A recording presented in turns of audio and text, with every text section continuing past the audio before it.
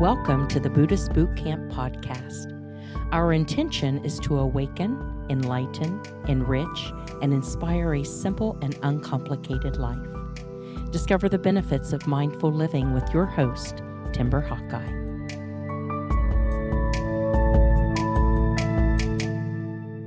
The ancient teachings continue to positively impact my life, not because they are otherworldly or lost in mystery, but because they are just as applicable today as they were thousands of years ago. Mental challenges and insecurities, voices in our heads, and internal conflict are nothing new.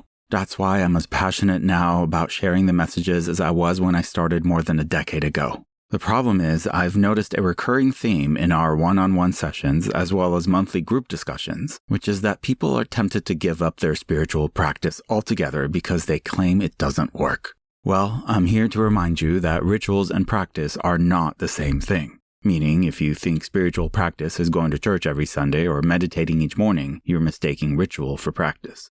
I grew up surrounded by people who often participated in religious ceremonies. Many of them, including my own parents, told me they only follow the rituals for the sake of keeping old traditions alive, even though they don't believe in them. It's our heritage, they said, literally meaning they inherited certain customs from previous generations, and that's why they keep them going. If you think it's annoying to have a kid who always asks why, imagine raising one who asked, "Aren't you being hypocritical?"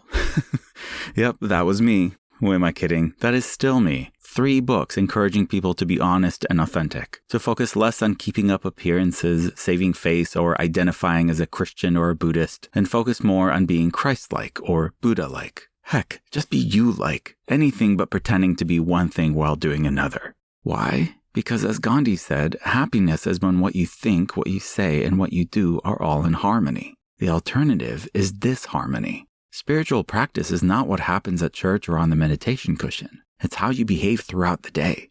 Even while living in monasteries, I've seen people going through the motions of chanting and bowing in the meditation hall, but as soon as they stepped outside, all that peacefulness stayed behind. I've spoken at churches and synagogues, spiritual retreats and seminars, where people all over the world behave differently in attendance than they do in the parking lot or on their way home. I think it's because we are transactional in every other aspect of life, but spirituality doesn't work that way. What I mean is, meditating for 20 minutes in the morning doesn't buy you a peaceful afternoon, and 3 Hail Marys don't give you a free pass to be a jerk for the rest of the day. We don't meditate so we can pat ourselves on the back at the end of 20 minutes and say, "Good job, you sat still for 20 minutes." We meditate so later in the day when we feel an impulse to react the way we felt an impulse to get up during meditation, we hold back the hand of doing, and we practice just being. Once we are back at a peaceful state, we can respond peacefully, but not before. That's the practice. All the challenges in our lives are opportunities for spiritual practice. So don't dismiss your troubles or gloss over them as misfortunes. Embrace each challenge as an opportunity to practice responding the way a calm and collected person would. When people tell me meditation isn't working, what I hear is, I paid for a gym membership and I bought the workout clothes, so why am I not losing weight? Are you upset about results you aren't getting from work you refuse to do? As my old teacher used to say, if you plan to meditate for 30 minutes on relieving suffering in the world, only meditate for 15 minutes instead, and then roll up your sleeves and spend the next 15 minutes actually relieving suffering in the world. That's a better use of your time. Is that harsh? Perhaps. Is it necessary? Absolutely. When people say they aren't happy, it's often because they haven't reached their goals in life, but they fail to see that having a goal in the first place is the reason for their anguish, meaning they place their happiness at some distant point in the future rather than right where they are. We must let go of our attachment to winning and just be happy we get to play. Because let's face it, if you can't be grateful and happy with what you have, you won't be grateful or happy for more. Don't get me wrong, meditation can help us let go, but it is not a substitution for actually letting go.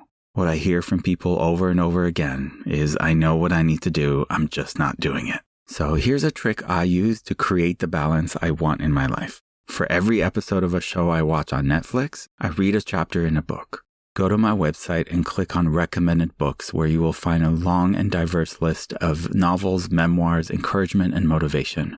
You'll find the books are often more interesting than anything on TV. Just go to BuddhistBootcamp.com and click on recommended books to get started. But the important thing is to take the concepts beyond the books and actually implement them into your daily life. You can do this. Infuse passion into every decision you make so that whatever you do is for the greater good, your own and the world at large. The chanting and the prayers are fine, but don't confuse rituals for practice. What does spiritual practice look like? As the Dalai Lama said, be kind whenever possible. It's always possible. Namaste. Timber Hawkeye is the best-selling author of Buddhist Boot Camp, Faithfully Religionless, and The Opposite of Namaste. For additional information, please visit BuddhistBootcamp.com, where you can order autographed books to support the Prison Library Project, watch Timber's inspiring TED Talk, and join our monthly mailing list. We hope you have enjoyed this episode and invite you to subscribe for more thought-provoking discussions. Thank you for being a soldier of peace in the army of love.